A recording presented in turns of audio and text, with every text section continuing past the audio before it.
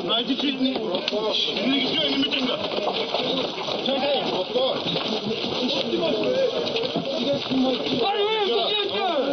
Моля, мирни митингове!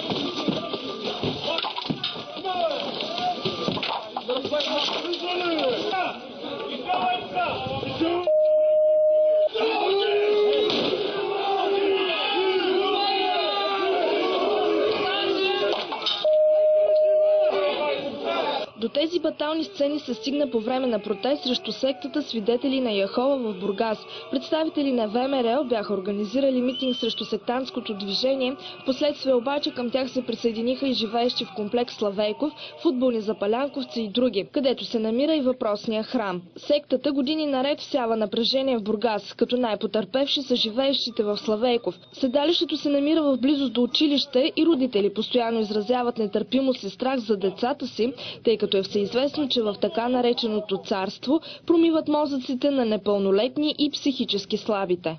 Порака, нашите деца тук растат и просто... 10 години е цялата работа. Просто нямам думи какво да кажа. Протестираме против тези хора, които са вътре, протестираме против техните лидери, които украдаха душите и живота на много невинни българи. Протестиращите заявиха, че чашата на търпението е преляла, след като в последните дни сектата активно раздавала листовки по домовете и приканвала гражданите да се присъединят към тяхната кауза. Агресията на хората от комплекса бе изразена по този начин. По сградата хвърчаха пиратки и димки.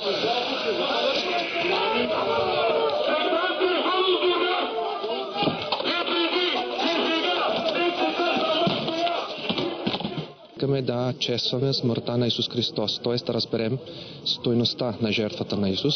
Не случайно храмът Свидетели на Яхова умишлено е построен в близост до училище и до детска градина. По документи той се води офис, но тук се извършват вече години наред сектантски проповеди. Тази секта в Бургас бе изградена благодарение на екс-кмета Йоан Костадинов, който издаде разрешителните за строеж.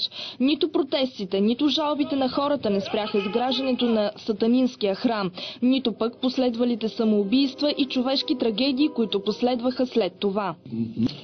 Яховистите обработват жертвите си с песни и благи думи, мразят националните символи и издигат самоубийството в култ. И докато ги има, тази гледка едва ли ще е за последно.